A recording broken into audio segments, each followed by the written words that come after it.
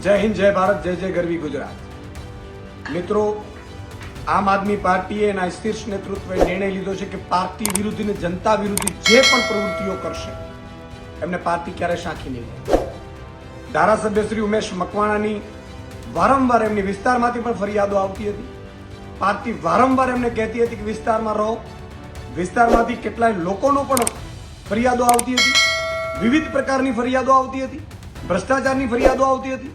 Party એમને વારંવાર ચેતવ્યા છે, પણ બીજેપી ગંદી રાજનીતિ કરી રહી છે। ભાજપ છે એમણે ઉમેશ મકવાણાને સાંધી લીધા છે અને પાર્ટી વિરુદ્ધ સતત એક્ટિવિટીઝ, એન્ટી પાર્ટી વિરુદ્ધ એક્ટિવિટીઝ કરવા માટે સતત ભાજપ છે એમને પ્રયાસ કરાઈ રહી છે। આજે પાર્ટીએ નિર્ણય લીધો છે માનનીય અરવિંદ કેજરીવાલજીના શીર્ષ નેતૃત્વએ કે ઉમેશ મકવાણાને પાર્ટી વિરોધી અને જનતા વિરોધી પ્રવૃત્તિઓ કરવા બદલ 5 વર્ષ માટે પાર્ટીમાંથી સસ્પેન્ડ કરવામાં આવે છે। અને હું ચેલેન્જ આપું છું ઉમેશ મકવાણા, ભાજપે ગંદી રાજનીતિ કરી છે સાહેબ। એમણે વિસાવદર ચૂંટણીમાં રાજીનામા અપાડાવ્યા, ધારાસભ્યોને પાછી વિસાવદર આમ આદમી પાર્ટીએ જીતી, ભાજપ બોખલાઈ ગઈ છે। ભાજપે મેસેજ આપવા માંગે છે કે તમારા બીજા ધારાસભ્યોને પણ અમે ટચમાં છીએ, પણ આમ આદમી પાર્ટી એનો કાર્યકર્તા અને ગુજરાતની જનતા બધું જોઈ રહી છે ભાજપની આ ગંદી રાજનીતિ। અને વિસાવદરની ચૂંટણી પછી ભાજપ સંપૂર્ણપણે બોખલાઈ ગઈ। આખી કેબિનેટ કેન્દ્રીય મંત્રી હોવા છતાં ભાજપે ના સુપડા સાફ થઈ ગયા છે।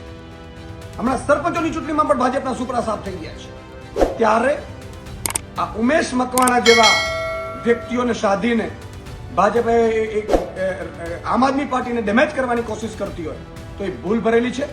હું ઉમેશ મકવાણાજીને ચેલેન્જ આપું છું કે તમે ધારાસભ્ય તરીકે રાજીનામું આપીને ફરીથી ચૂંટણી જીતી બતાવો, તમારામાં હિંમત હોય।